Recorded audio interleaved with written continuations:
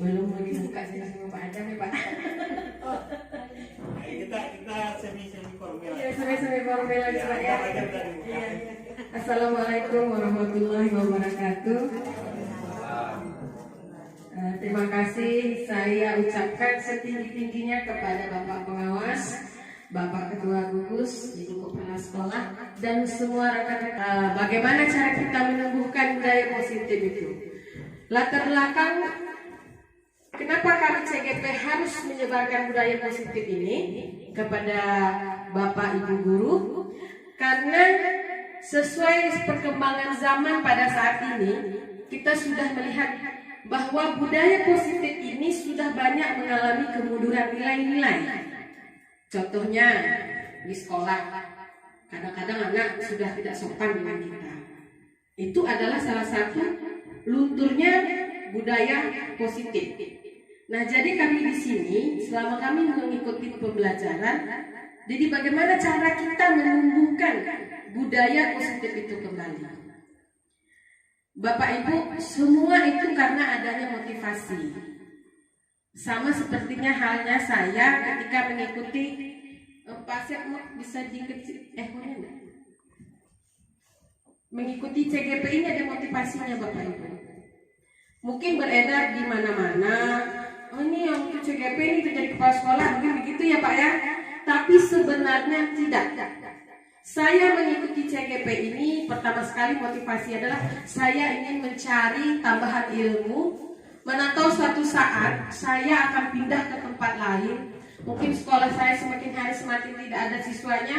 Saya mungkin berkeinginan pindah ke kota misalnya, ke Tembilahan.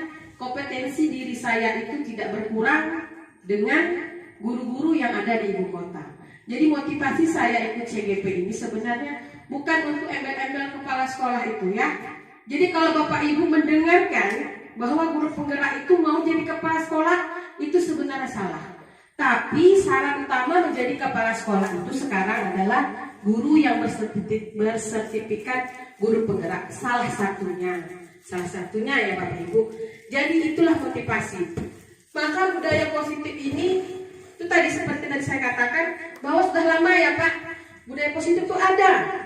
Guru, anak murid kita datang bersalaman itu adalah budaya positif. Tapi apakah budaya positif itu bisa bertahan lama? Apa penyebabnya anak itu mau bersalaman sama kita? Tentu ada penyebab-penyebabnya. Nah, pada kesempatan kali ini saya berusaha untuk Bapak Ibu menyebarkan pemahaman saya tentang budaya positif. Bapak Ibu, kalau kita bicara tentang budaya positif, nah sekarang kita tidak lagi pendidikan itu budaya barat yang kita ambil, tidak. Di CGP ini benar-benar yang kita terapkan adalah menurut Ki Hajar Dewantara. Semua kenal ya Bapak Ibu Ki Hajar Dewantara? Siapa Bapak Ibu Ki Hajar Dewantara? Siapa Bapak Ibu? Nah, Bapak membesarkan suaranya Bu, tak apa-apa.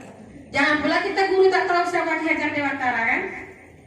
Jadi di CGP ini pendidikan yang diterapkan di kurikulum Merdeka, kurikulum yang ditetapkan oleh Mas Nadiem sebenarnya adalah Ki Hajar Dewantara. Filosofi yang dipakai adalah Ki Hajar Dewantara, bukan dari negara luar, tidak. Semuanya adalah dari Ki Hajar Dewantara. Apa semua yang kita Bapak Ibu yang dihasilkan oleh Ki Hajar Dewantara? Ingatkah Bapak Ibu? Apa semua yang kita sebagai pendidikan?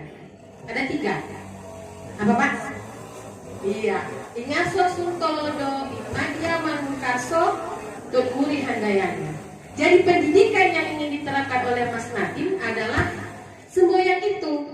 Di depan memberi teladan, di tengah memberikan dorongan dan semangat, di belakang memberikan dorongan, di tengah memberikan motivasi.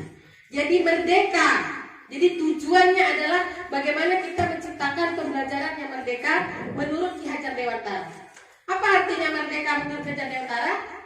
Tidak hanya terlepas dari perintah, tapi bagaimana kita juga bisa memerintahkan diri sendiri. Apa maksudnya memerintahkan diri sendiri? Itulah tadi seperti kata Pak Adam katakan, motivasi. Motivasi itulah yang dapat memerintahkan diri kita mau pelajar bukan kita. Kita Bu, Bapak Ibu. Tidak orang lain. Jadi ini ya Bapak Ibu ya. Latar belakangnya adalah filosofi pendidikan Ki Hajar Dewantara. Nah, untuk mewujudkan budaya positif di sekolah, ada 5 hal yang harus kita pahami, yang akan kita bahas pada hari ini. Yang pertama adalah disiplin positif. Kemudian yang kedua, ada kebutuhan dasar manusia, ada posisi kontrol, kemudian ada keyakinan kelas, dan ada segitiga restitusi. Jadi dari 5 hal inilah nanti bisa kita menciptakan budaya positif yang ada di sekolah. Dari 5 hal ini. Yang pertama kita lanjutkan disiplin positif dan nilai-nilai kebajikan universal. Bapak Ibu, kalau Bapak Ibu mendengar kata disiplin, apa yang ada di pikiran Bapak Ibu? Kalau kita mendengar kata disiplin, hukuman. Hukuman. Ada lagi? Peraturan. Ada lagi, Bapak Ibu? Kalau kita mendengar kata disiplin, sering kan kamu ini terlambat, tak disiplin. Jadi apa yang kita pikirkan tentang kata disiplin? Ada tentang tata tertib di sekolah, ada kan Bapak Ibu? Ada terpajang. Kemudian ada teratur, ada kepatuhan terhadap peraturan. Kemudian yang ketiga adanya hukuman. Seperti kata Ibu Juleda, hukuman. Jadi kalau kita mendengarkan kata disiplin, inilah yang sering terlintas di pikiran kita. Hukuman, peraturan, tata tertib itu disiplin dalam pikiran kita.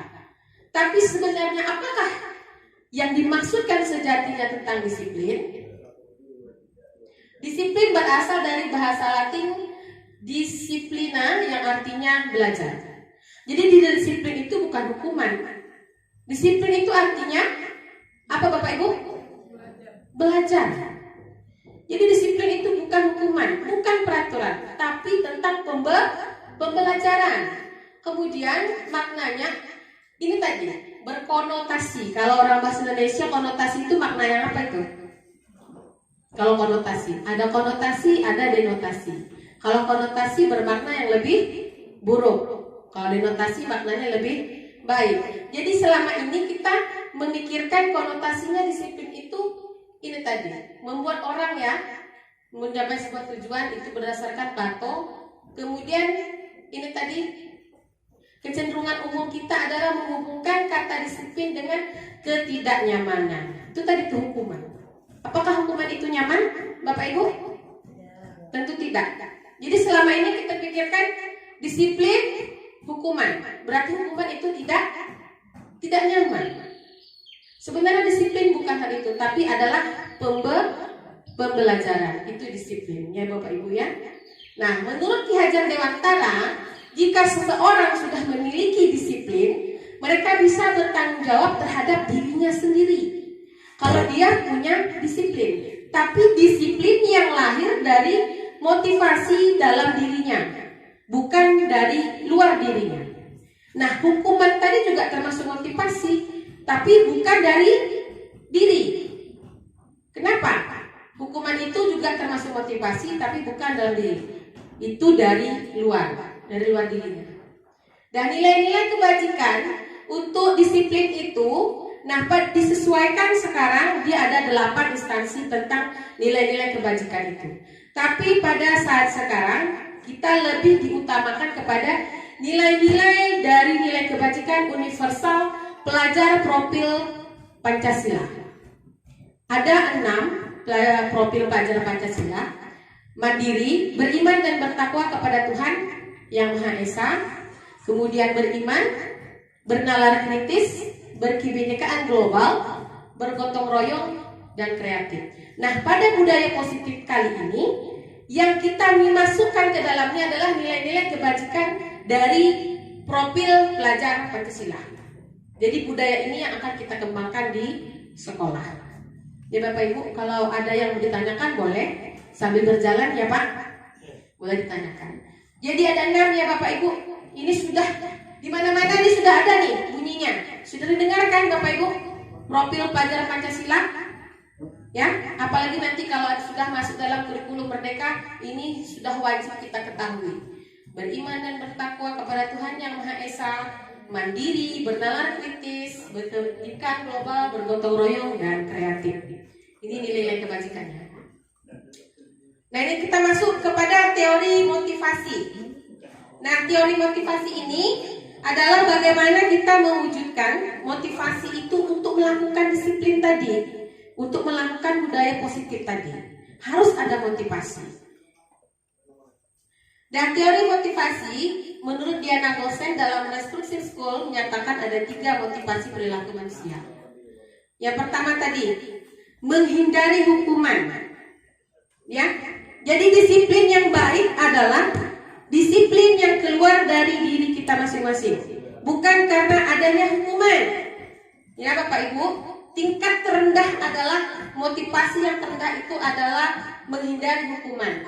Di mana orang yang memiliki motivasi ini hanya menghindari permasalahan yang mungkin muncul dan berpengaruh pada diri mereka secara fisik.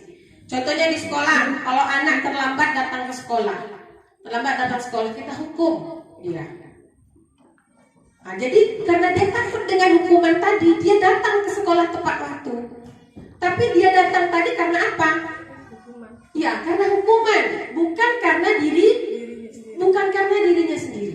Dia datang ke sekolah karena dia takut dihukum. Nah, kalau yang terlambat datang ke sekolah, menyapu halaman sekolah, keliling lapangan, itu adalah hukuman. Jadi, ini ada hukuman, takut saya nih, maka saya akan datang tepat waktu. Sama juga kita guru, bukan murid aja. Bu Tirta, kenapa cepat-cepat datang ke sekolah? Takut ditegur kepala sekolah. Berarti dia juga mendapat takut hukuman secara psikis. Kalau yang disuruh menyapu halaman, menyapu keliling lapangan, itu dia takut hukuman fisiknya. Berarti dia datang ke sekolah karena ada motivasi hukuman. Nah, ini yang harus kita rubah dalam budaya positif. Bagaimana anak itu datang ke sekolah tanpa hukuman. Sudah pagi-pagi dia bangun, dia sholat langsung pergi ke sekolah tanpa memikirkan hukuman. Jadi teori hukuman ini sangat tidak baik. Dan selanjutnya teori yang kedua adalah mendapatkan imbalan dan penghargaan. Apakah ini juga bisa jadikan motivasi? Bisa. Sangat bisa jadi motivasi. Nah, ibu si M cepat-cepat datang ke sekolah. Motivasinya apa? Oh, nanti nih ibu kepala sekolah memberikan penghargaan. Itu dia datang. Kalau sebegitu Ibu Aji Pega sudah tak ngasih lagi penghargaan, apakah dia tetap datang ke sekolah? Nah, begitu juga murid kita. Siapa yang cepat datang nanti dikasih permen. Nah, kata Bu Saidah. Siapa yang menyapu kelas nanti dikasih ini. Nah, apakah itu suatu motivasi? Benar. Memberikan penghargaan dan pujian adalah suatu motivasi. Tapi apakah dia mampu bertahan lama? Ketika permen habis, apakah anak mau menyapu? Nah, ketika hariwat dari kepala sekolah itu sudah tidak ada, apakah gurunya mau datang tepat waktu? Bisa saja tidak, bisa juga mau. Karena motivasi itu datang dari luar. Dari apa? Dari hukuman dan penghargaan tadi. Lalu bagaimana cara menimbulkan budaya positif dengan motivasi terbaik? Motivasi terbaiknya adalah mereka menjadi orang yang menjadi dirinya sendiri, meyakini nilai yang mereka pertahankan adalah kebenaran. Kebenaran. Kalau aku pergi sekolah, aku menghargai diriku sendiri. Ibuku sudah membiayai aku sekolah. Ayahku sudah membiayai aku sekolah. Aku yakin bahwa kalau aku pergi sekolah, orang tuaku bangga. Bukan dia datang ke sekolah karena hukuman, bukan karena penghargaan. Jadi motivasi terbaik adalah bahwa kita meyakini hal-hal yang kita yakini itu benar. Seperti tadi, beriman dan bertakwa. Apakah kita sholat hanya karena neraka dan surga? Bapak Ibu? Apakah karena sebuah keyakinan kita bahwa sesuatu yang baik itu adalah surga? Karena dari sesuatu hal yang baik memotivasi diri kita. jadi hal inilah yang harus kita terapkan kepada anak didik kita. Bagaimana mereka datang ke sekolah, mereka belajar di kelas dengan motivasi dirinya sendiri. Mereka menghargai dirinya sendiri. Aku anak kelas 6. Bagaimana aku menghargai diriku sendiri? Aku harus belajar dengan baik. Nah, hal budaya positif tidak hanya dengan motivasi. Motivasi itu hanya salah satu cara kita menumbuhkan budaya positif kepada anak. Baik Bapak Ibu, sudah tahu ya ada berapa motivasi kita? Motivasi untuk budaya positif kita ada 3. Yang pertama, hukuman, karena hukuman. Yang kedua, karena imbalan dan penghargaan. Dan yang ketiga adalah karena mereka meyakini apa yang mereka lakukan adalah suatu kebenaran. Nah, itu teori motivasinya. Selanjutnya, ini tadi ya, menghindari hukuman adalah motivasi eksternal, berarti berasal dari luar. Kemudian mendapatkan imbalan itu adalah motivasi eksternal juga, karena adanya imbalan dari luar. Yang ketiga, menghargai dirinya sendiri. Jadi kita harus menghargai diri kita sendiri. Itu yang terbaik keluar dari dalam diri kita. Baiklah Bapak Ibu, kita lanjutkan. Nah, keyakinan kelas. Budaya positif paling cepat kita lakukan adalah di kelas kita. Di mana kelas kita adalah kita sebagai pemimpin pembelajaran. Ya Bapak Ibu guru adalah pemimpin pembelajaran di dalam kelas. Tapi di sini pemimpin bukan dia yang tunjuk-tunjuk, tidak Bapak Ibu. Pemimpin yang mengarahkan. Ketika anak mau melakukan sesuatu, kita mengarahkan, bukan melakukan apa yang kita sebutkan. Jadi paradigmanya dirubah Bu ya. Pemimpin pembelajaran itu bukan menyuruh siswa itu melakukan apa yang kita katakan, tapi kita mengarahkan, menuntun apa yang diperlukan oleh siswa. Itu pemimpin pembelajaran. Kenapa harus ada keyakinan kelas? Karena keyakinan kelas adalah hal yang paling cepat kita melakukan perubahan budaya positif. Nah, mengapa kita memiliki peraturan? Mengapa tidak peraturan saja? Mengapa harus keyakinan? Apa bedanya peraturan dan keyakinan? Nah Bapak Ibu, kalau misalnya kita pakai helm, harus wajib pakai helm, pakai sepeda motor harus pakai helm. Apakah itu sebuah peraturan? Peraturan. Namun di dalam peraturan itu apa yang ada nilainya di sana? Kenapa kita harus pakai helm? Nah benar Pak, adanya nilai keselamatan. Kita sudah tahu kalau kita pakai helm pasti kita ya selamat tuh mungkin tidak, tapi lebih mengecilkan daripada resiko. Nah kemudian mengapa kita harus ada peraturan 5M ketika COVID-19? Kenapa kita harus melaksanakan 5M? Kenapa Bapak Ibu? Ya karena kita menghindari virus COVID-19. Dan itu adalah satu keyakinan di dalam diri kita.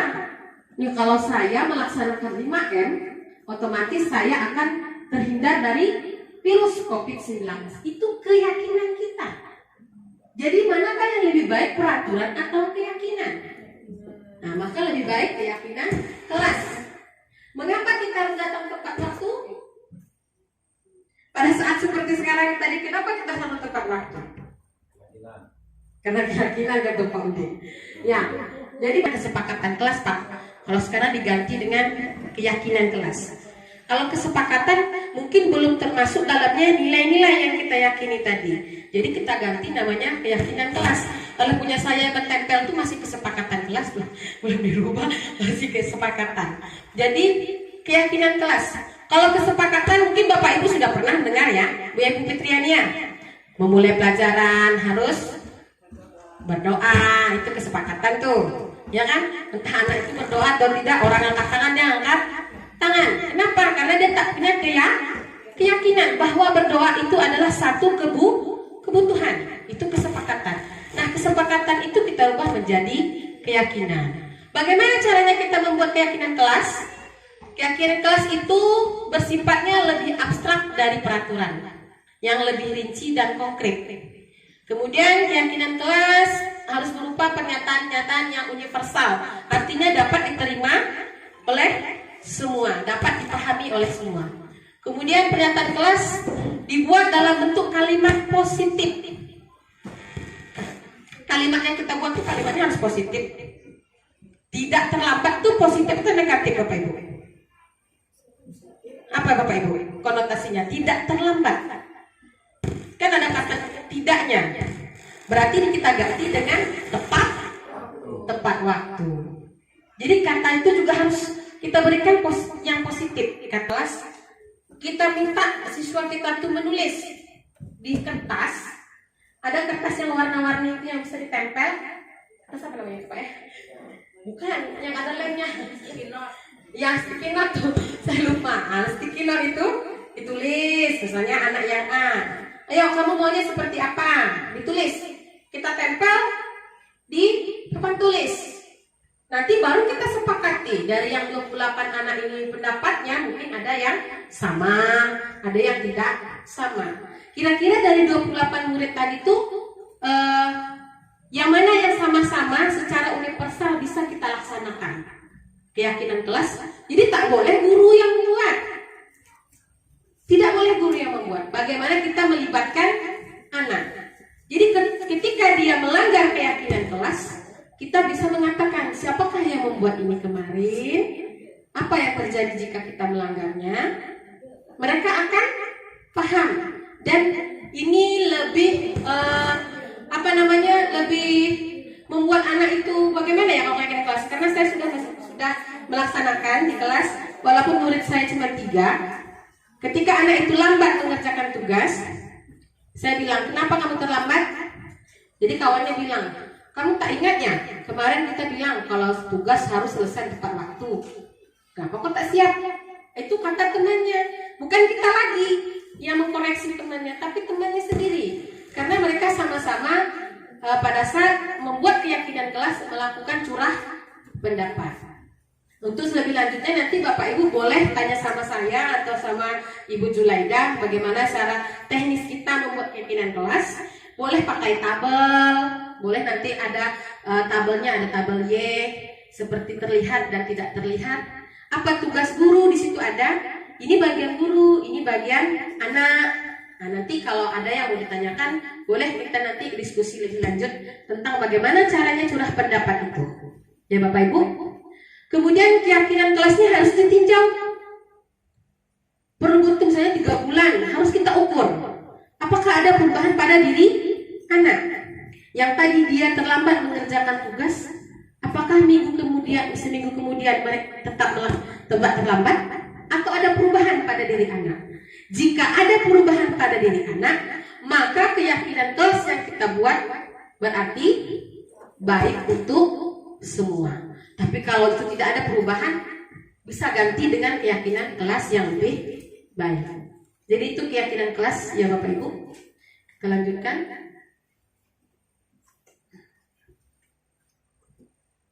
Nah ini, apa bedanya peraturan dan keyakinan kelas? Nah kalau peraturan, selalu kembalikan buku ke tempatnya. Itu adalah peraturan. Tapi keyakinan kelasnya apa nih? Peraturannya.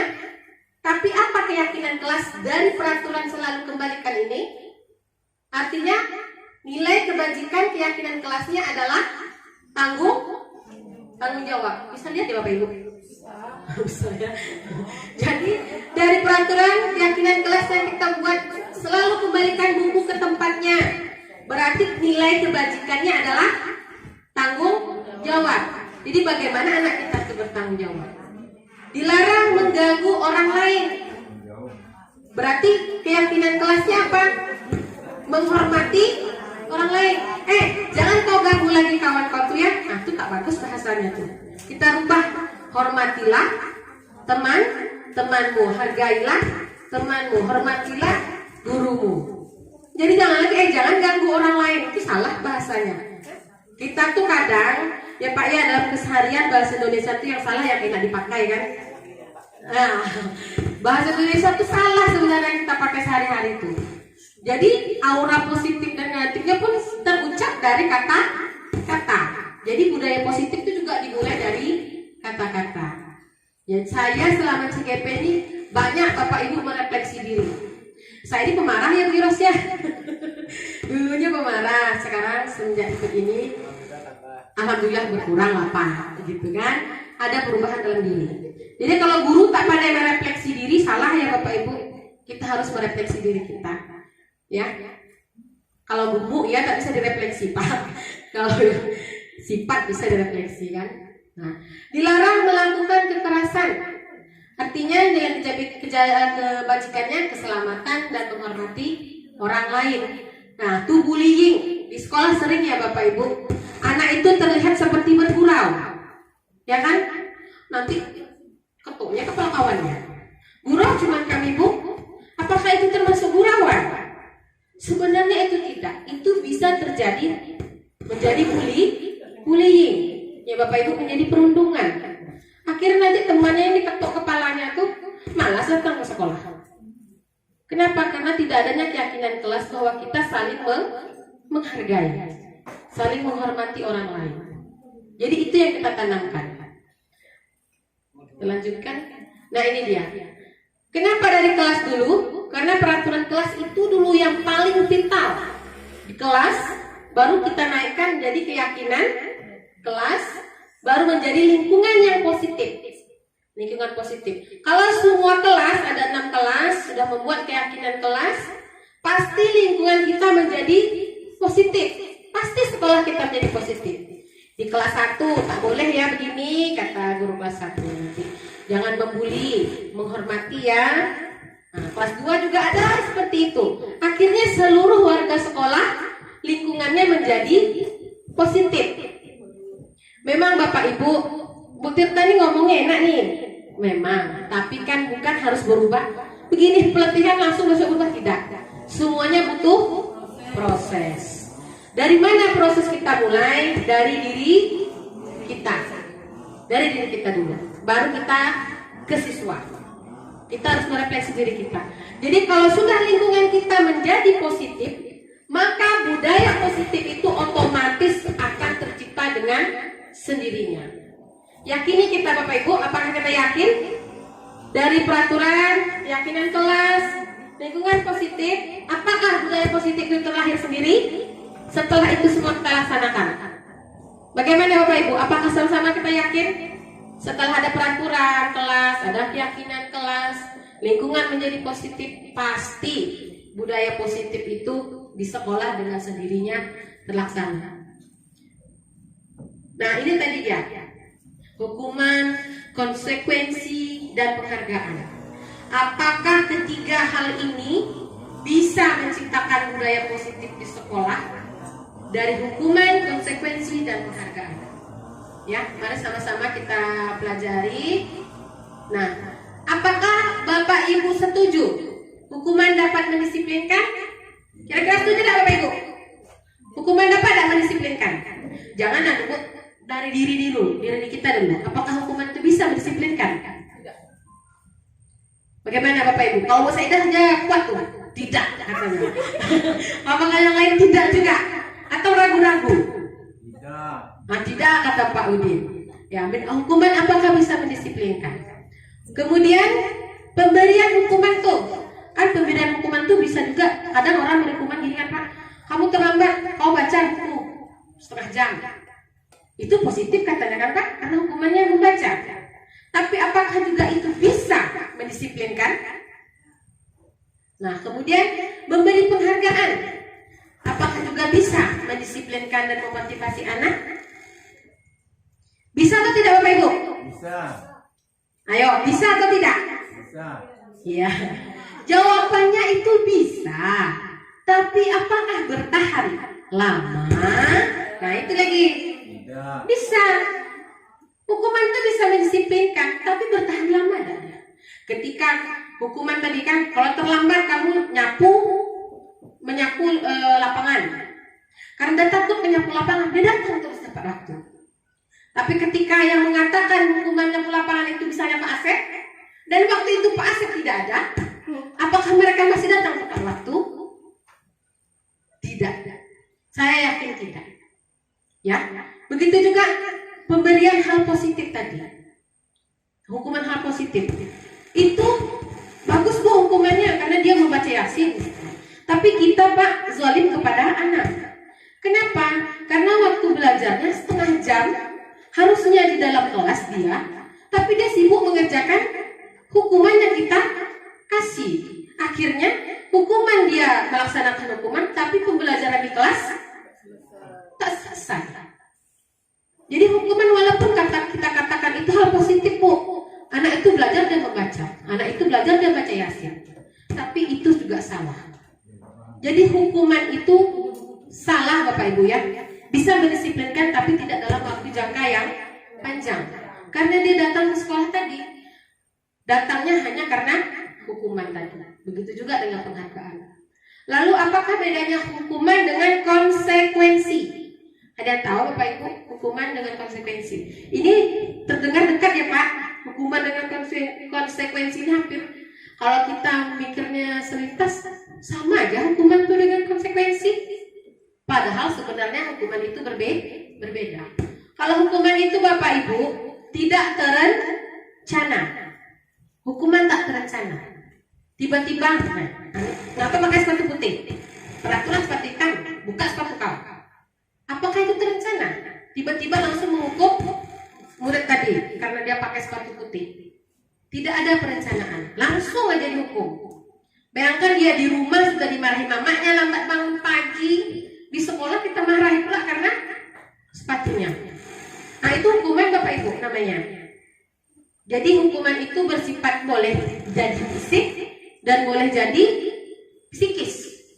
Apa yang terjadi ketika anak tidak memakai sepatu di kelas?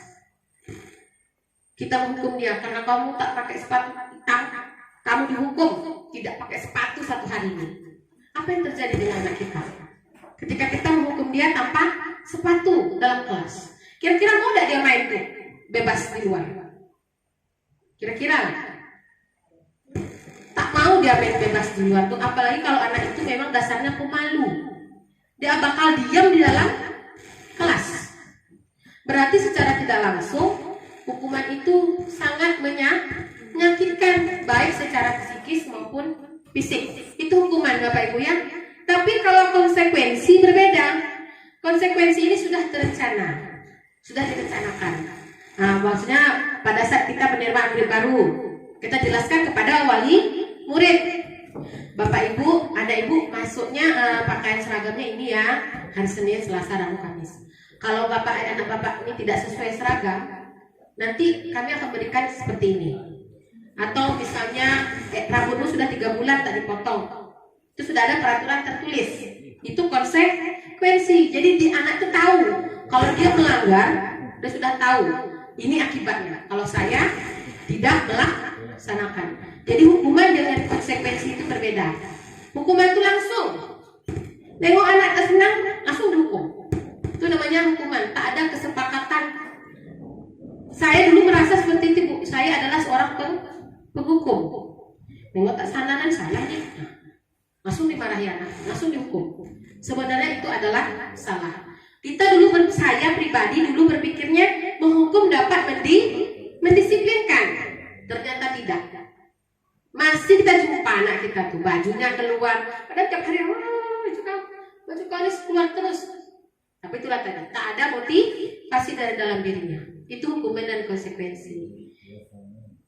Nah ini tadi contoh tindakan guru, mencatat 100 kali dalam buku kalimat, saya tidak akan terlambat karena terlambat ke sekolah. Itu adalah hukuman, ya. Datang terlambat suruh nyalin, tak ikut dia pelajaran berikutnya. Padahal dia sedang belajar, kita suruh menyalin tulisan ini. Akhirnya jam anak tersita. Lari mengeliling lapangan, yang tadi juga hukuman. Kemudian murid diminta push up, tidak menggunakan masker, juga hukuman. Mengganti kertas teman yang telah dicoret-coret, itu adalah konsekuensi. Dari mana konsekuensi ini? Itulah tadi adanya keyakinan kelas tadi. Membersihkan tumpahan air di meja, kamu menyumpahkan kamulah yang membersihkan. Itu konsekuensi. Ya Bapak Ibu ya. Nah ini dia penghargaan tadi. Apakah penghargaan tadi bisa membuat disiplin kepada anak? Bisa. Tapi efeknya bagaimana? Efeknya inilah tadi dia. Ya, pengaruh jangka pendek dan jangka panjangnya. Pasti ada perubahan. Kemudian penghargaan menghukum. Penghargaan menghukum ini tahu Bapak Ibu maksudnya? Penghargaan menghukum itu tadi, penghargaan menghukum. Ketika dia datang ke sekolah, dia kasih permen.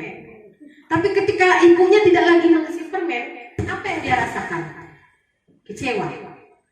Nah, ketika dia kecewa, dia merasa terhukum. Ibu nih tadi bilang kemarin katanya ada dikasih permen ya datang cepat. Ternyata tidak ada pada saat itu. Maka anak itu akan menjadi terhukum oleh penghargaan. Kemudian penghargaan mengurangi ketepatan, penghargaan tidak efektif, penghargaan juga merusak hubungan. Nah, itu tadi tak percaya lagi dia dengan Ibu Saidah. Karena selama ini Ibu Saidah ngasih dia permen sebagai penghargaan karena dia datang tepat waktu. Nah pada saat hari Senin, Bu Saidah lupa bawa permen.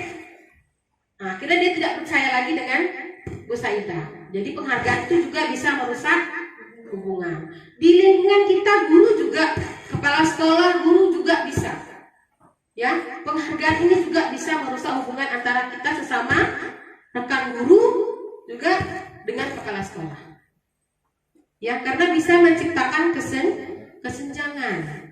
Jadi hal yang baik itu bagaimana? Hal yang baik itu adalah ketika kita berbagi dan berkolaborasi. Sejatinya kita seperti di Kampung Agas ada 6 orang guru.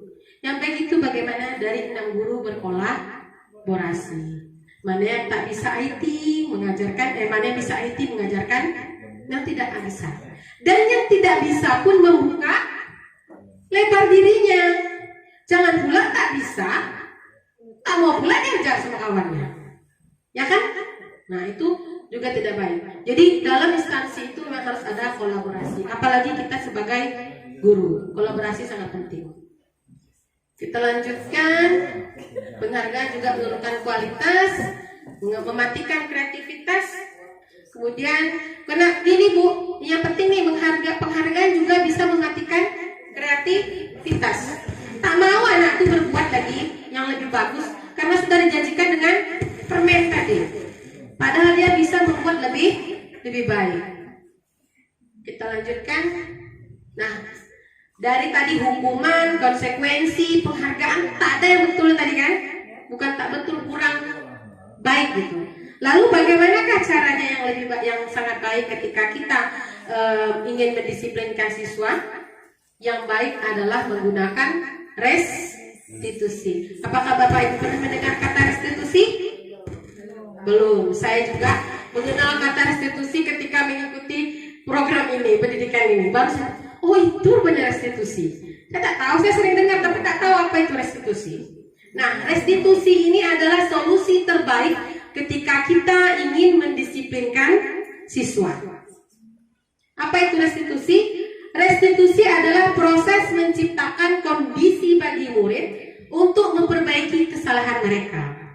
Ya, sehingga mereka bisa kembali pada kelompok mereka dengan karakternya yang lebih kuat. Ya, artinya apa Bapak Ibu? Tadi kan ada hukuman, ada penghargaan. Ketika anak terlambat ke sekolah. Kalau kita hukum tadi dia menyapu habis waktunya kan, tak bisa dia kembali dalam kelompoknya.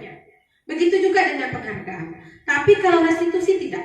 Restitusi ini ketika anak itu datang terlambat, tak boleh kita kasih hukuman. Kita panggil anak tadi dengan metode restitusi. Kita tanyakan, kenapa dia terlambat? Misalnya begini, misalnya dia terlambat, kita tanyakan, kenapa kamu datang terlambat? Ada anak tuh, ketiduran katanya kan? Anak polos misalnya ketiduran, benar dia ketiduran. Apakah kita harus marah ketika dia mengatakan dia ketiduran? Sementara kita sebagai guru pun kadang ketiduran juga lambat ke sekolah.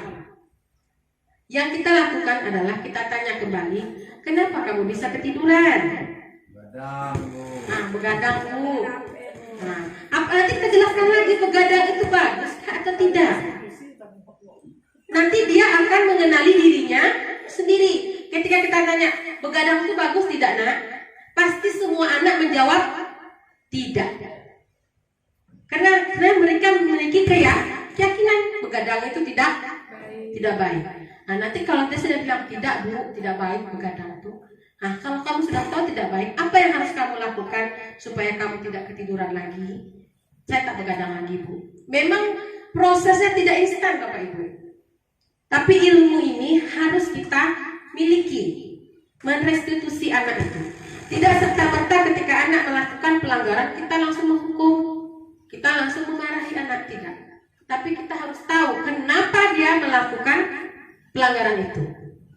Dari mana caranya? Inilah dia dengan restitusi. Restitusi itu ada 3 tahapan. Ada 3 tahapan restitusi, disebut dengan segitiga restitusi. Yang pertama adalah kita selaku guru menstabilkan dulu, menstabilkan kondisi identitasnya. Nih anak kita nih tersangka nih, bersalah kan? Identitasnya adalah orang yang bersalah. Orang yang bersalah pasti dia takut Bapak Ibu dipanggil. Oh saya murid, saya bilang gurunya apa? Kalau dipanggil ke sekolah, tak takut dia tuh, nggak bisa dipanggil ke sekolah. Nah, tapi kita tak boleh menerapkan itu tadi tuh. Karena dia posisinya adalah orang yang bersalah karena dia melakukan kesalahan.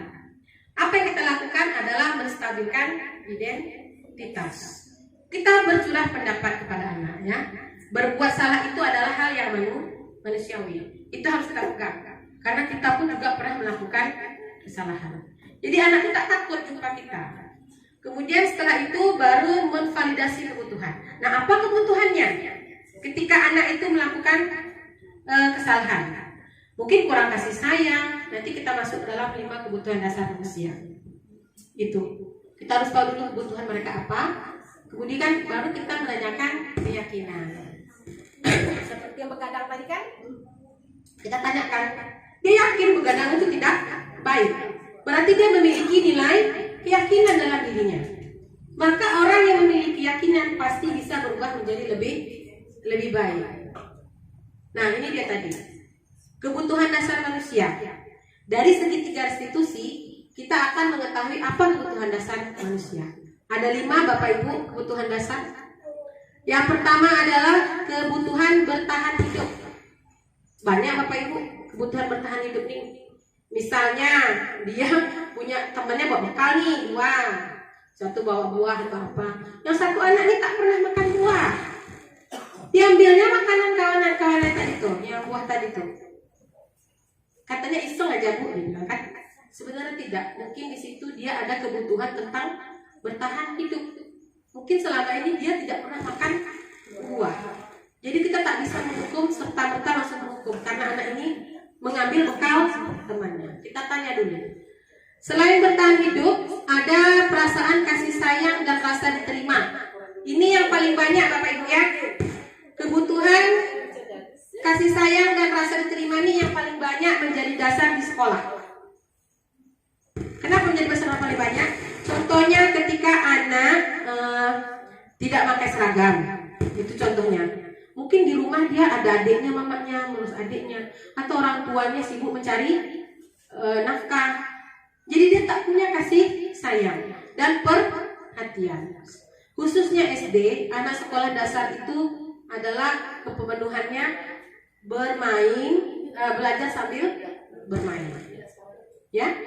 Kemudian penguasaan, kebutuhan pengakuan atas kemampuan. Ini juga sering kita ketemukan ketika kalau kita mengajar ada anak tuh yang lebih duluan selesai daripada temannya. Ada kan? Yang ini 3, 5 gitu kan? Nah, jadi ini dia kadang ganggu temannya nih Pak. Ya kan? Mengganggu temannya karena dia sudah selesai. Nah, kadang kalau kita sebagai guru, saya lah khususnya kan, karena dia sudah selesai supaya jangan ganggu teman, kita kasih lagi tugas. Padahal itu haknya berbeda. Bagaimana caranya? Mungkin dia mau diada penguasaan dia sudah menguasai. Bagaimana solusinya? Kita jadikan dia sebagai tutor sebaya. Jadi dia tuh tak ganggu kawan, malah dia membantu teman. Berarti nih ibu ini mengakui saya nih, saya mampu mata pelajaran ini. Gitu. Berarti dia Kebutuhan dasarnya apa? Kebutuhan dasarnya adalah pengakuan atas kemampuan. Begitu juga anak yang pandai menari, anak pandai menyanyi. Kita suruh anak kita pilih yang tadi cantik aja nih, penari yang cantik aja. Padahal ada mungkin salah satu anak kita yang tidak cantik, dia pandai menari. Mengganggulah dia tuh. Kita anggap dia mengganggu di samping tuh joget. Padahal mungkin dia punya kemampuan. Punya kemampuan. Nah, itu salah satu perilaku anak tadi. Jadi yang keempat, kebebasan menentukan pilihan. Ini nanti masuknya nih dalam RPP Bu, berdiferensiasi. Nanti nih kebebasan atas pilihan juga masuk di situ. Karena anak itu belajar ada yang secara visual, ada auditori, ada visual auditory dan kinestetik. Ada secara mata, penglihatan, pendengaran, kemudian penglihatan dan pendengaran, dan secara gerak. Jadi itu bebas kita memilih, itu maksudnya merdeka belajar Pak. Bukan mereka belajar tuh suka-suka anak, tidak. Tapi kita sebagai guru mencari kebutuhan dasar dan kebutuhan belajar murid. Kita kelompokkan, ini anak yang dengan audio, ini anak dengan visual. Kalau kita punya anak yang dengan audio dengan visual, alangkah lebih baiknya dalam pembelajaran kita menggunakan video pembelajaran.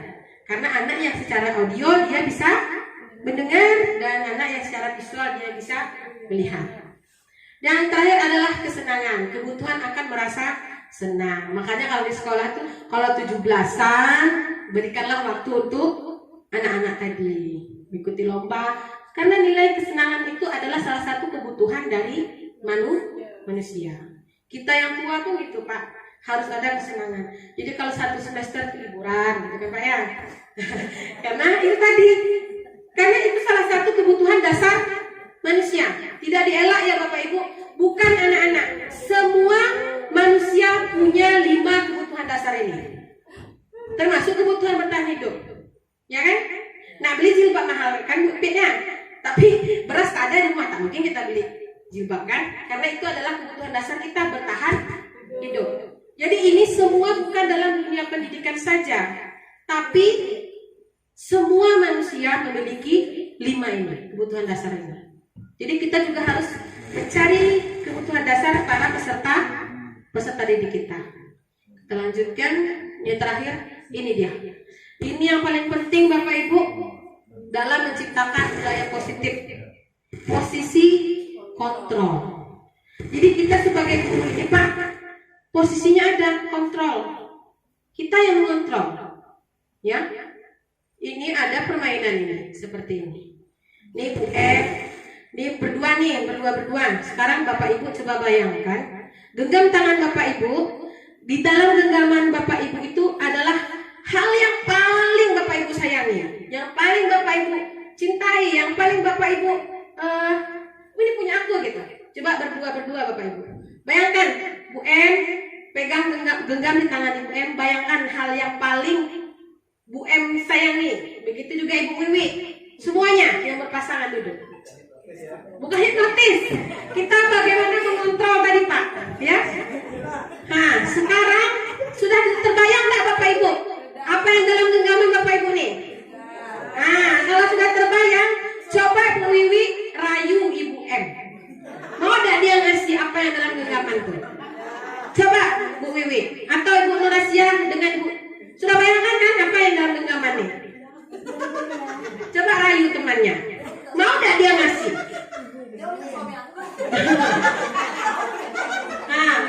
Nah, sekarang nih gini kan, tadi Bu Nurasia minta suami Bu Pia kan? Padahal yang di dalam genggaman Ibu Pia bukan suami kan? Nah, tapi karena Bu Nurasia minta suami, ambillah nih Bu yang di genggaman. Betul cuman gitu kan? Daripada laki aku katanya kan, ambillah yang genggaman nih. Nah gitu. Coba gimana Bu M? Bisa gak Wiwi merayu Bu M untuk memberikannya dalam genggaman? Kira-kira? Mau gak Bu Sarni sama Ibu Heni ya? Sudah dibayangkan kan yang digenggam tadi apa? Nah, kira-kira mau gak ngasih? Tak dibayangkan, itu banyak. Tak dibayangkan. Nah, kira-kira mau gak Bu M ngasih apa yang digenggamannya di pikiran kesayangan Bu M tadi sama orang lain? Kira-kira kan?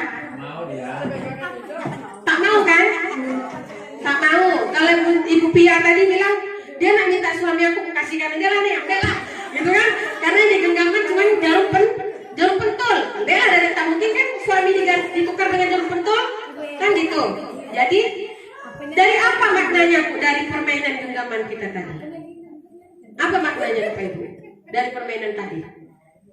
Bahwa yang mengontrol diri kita adalah diri kita sendiri. Kita mau ngasihkan ke orang itu, kita tak mau ngasihkan juga kita. Seperti tadi kayak misalnya Ibu Pia, diancamnya aku dengan ambil suami. Daripada suami aku hilang, itu kebutuhan dasar. Karena kebutuhan dasar Ibu Pia adalah suaminya. Ambil aja lah barang nih daripada kebutuhan dasar saya hilang. Jadi dari permainan ini kita tahu bahwa yang mengontrol diri kita adalah diri kita sendiri.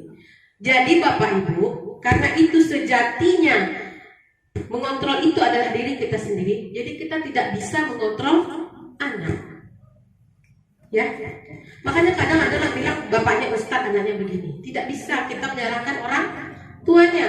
Karena posisi kontrol adalah yang terbaik diri kita sendiri. Kalau kita mau melepaskan, apa alasannya?